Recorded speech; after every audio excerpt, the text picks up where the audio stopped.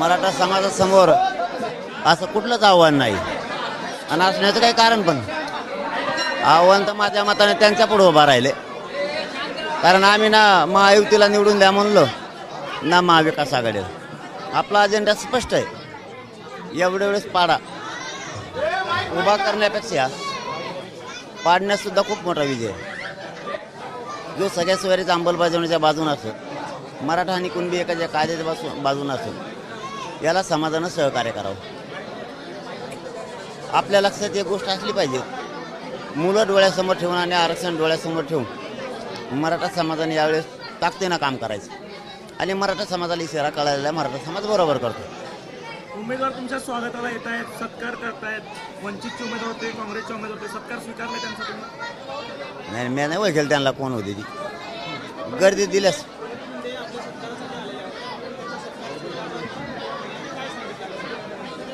मी नाही बघितलं. पण आता सत्कार जर म्हणला ना, मग तो कोणत्या पक्षाचा असला ते रस्त्यावर आले माझ्या का ओळख आहे त्यांच्या माझी भावकी थोडीच आहे. म्हणून आम्ही रोज बांधावर खुरपाला दोघं संगत जातो म्हणून माझी ओळख आहे. कोणी माझ्या हातात हार देते. मी आम्ही पाठिंबा दिला काय कोणाला नाही. कोण येत आहे कोण जात आहे माझ्या मताने हे नाही महत्व. मग भाजपचा येतो एखाद्या वेळेस, मग तर शिवसेनेचा येतोय, राष्ट्रवादीचा येतोय, काँग्रेसचा बी येतोय, महाविकास आघाडीचा येतोय. मी रस्त्यानं चालत असताना येणार हा पाहुणा आहे, मग तो कोणी असो. मी पण पाहुणाच आणि ते पण पाहुणेच. ते सत्काराला आले म्हणजे पाठिंबा दिला असं होत नाही आणि होणार बी नाही. अरे दादा पहिल्यासारखं मराठीत नाही राहिले. आता फायदे घेऊनच देत नाहीत. मी घेऊन द्या ना, तर मराठी गाव घेऊन द्यायचे. मीच घेऊन देत नाही, संबंधच नाही कोणाचाच आम्हाला. हे बघा तुम्हाला स्पष्ट सांगतो, मग ते विषयच कट. 65 वर्षात त्यांनी सुद्धा काही नाही दिलं आम्हाला आणि ह्या 15 वर्षात येणे सुद्धा ताजच व्हाबड आणलं आमचं. आत्ता त्यांनी होतं ते 16% घातलं पहिलं. त्यामुळे दोघं आमच्यासाठी सारखेच आहेत. दोघं पण म्हणजे दोघांनी आमचं वाटोळं केलेलं. पण आता पर्याय नाही आहे आम्ही दिल्याला. त्यामुळे समाज बरोबर ठरवेल कोणाला पाडायचं कोणाला निवडून आणायचं.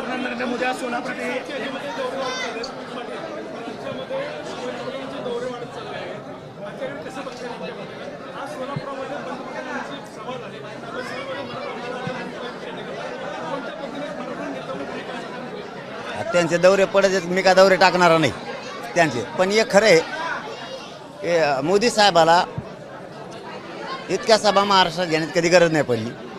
दुसरी गोष्ट ते त्यांचं चिन्ह सोडून, माझ्या थोडं तोंडात आलं त्यामुळे त्रास होतो बोलायला. त्यांचं चिन्ह सोडून ते दुसऱ्याच्या चिन्हाच्या प्रचाराला माया ऐकवत नाही. आणखी त्यांच्यावर पहिल्यांदा अशी वेळ आली की त्यांचं चिन्ह सोडून त्यांना दुसऱ्या चिन्हाची प्रचाराची जायची वेळ आली. याचबरोबर मोदी साहेबाला आणखीन एक यांच्यामुळं भोगायची वेळ आली. म्हणजे महाराष्ट्रातल्या त्यांच्या नेत्यामुळं मोदी साहेबांवर एवढी बेतली.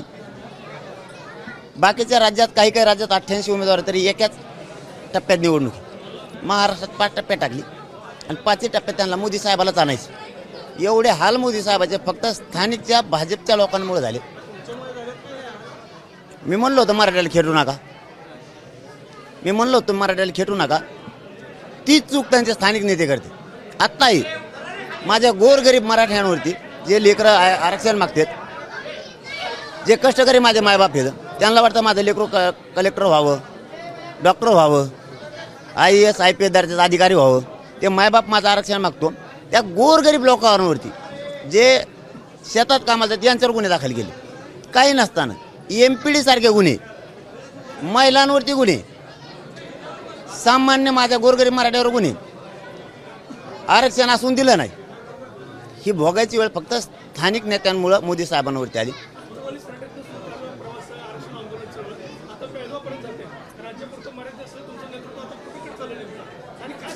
आता गोवा, दिल्ली, राजस्थान, सुरत म्हणजे गुजरात सुद्धा आहे पुढच्या महिन्यात.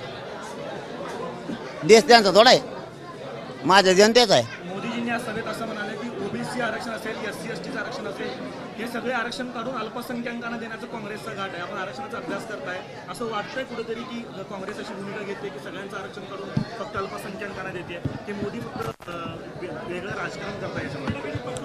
नाही, आता ते काँग्रेसवर बोललेलं असल्यामुळे मी काय बोलणार नाही, कारण मी काय काँग्रेसचा प्रवक्ता नाही. पण आमचा मात्र काडी लावली देईन दोघांनी बी. आमची चांगली काडी लावली आणि मोदी साहेबांवरती वेळ फक्त स्थानिकच्या यांच्यामुळे आली. यांच्यात इतका मराठा द्वेष भरलेला आहे इथल्या काही भाजपच्या नेत्या महाराष्ट्रातल्या त्या मराठा द्वेषामुळे मोदी साहेबावर अशी बेतली की मोदी साहेबाला महाराष्ट्रात सोडता येणार. इथंच मराठा जिंकलेला आहे. मी खरं सांगतोय, मराठ्यांची एकजूट इथंच जिंकली. कारण आता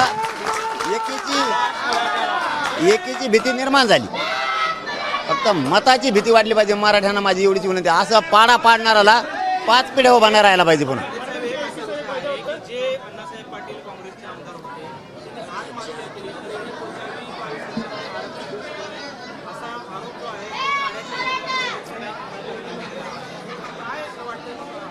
हे बघा, बलिदान तर आमच्या आरक्षणासाठी गेले इथपर्यंत ठीक आहे. पुढचं राजकीय मला माहीत नाही, परंतु आमच्या समाजासाठी बलिदान गेले हे सत्य. आणि सगळे बलिदान 350-400 पोरांचे पण झाले, हे मी वायाला जाऊ देणार नाही. माझं फक्त आपल्या माध्यमातून एवढंच मोदी साहेबाला सांगणे, तुमचे जे भाजपाचे करते काही नेते यांना थोडी समज दिली तर बरं होईल. नाही दिली तर तो फजिती तर होणारच आहे. दिली तर बरं होईल. द्वेष खूप भरला त्यांचा ठासून मराठ्यांविषयी, अनेक 12 बलुतेदारांविषयी, धनगर बांधवांच्या आरक्षणाविषयी बी मागच्या वेळी गाणे वाचत होते बघा कोणत्या तरी जिल्ह्यात, की काय गाणं होतं काहीतरी, वादा भूल गए असं काहीतरी गाणं लावलं होतं बघा. ते त्यांनाही सांगितलं होतं वादा केलता किंवा धनगराला आरक्षण देतो, मराठ्याला देतो. आम्हा दोघात एकाचा यांनी कार्यक्रम केला. मोदी साहेबांनी एक सांगावं, द्वेष जरा सोडा म्हणा यांना, म्हणजे त्यांची फजिती होणार नाही. जर असं सुरू राहिलं विधानसभेला मी मैदानात सोपडा सापच करणार आहे. सोडतच नाही यांना.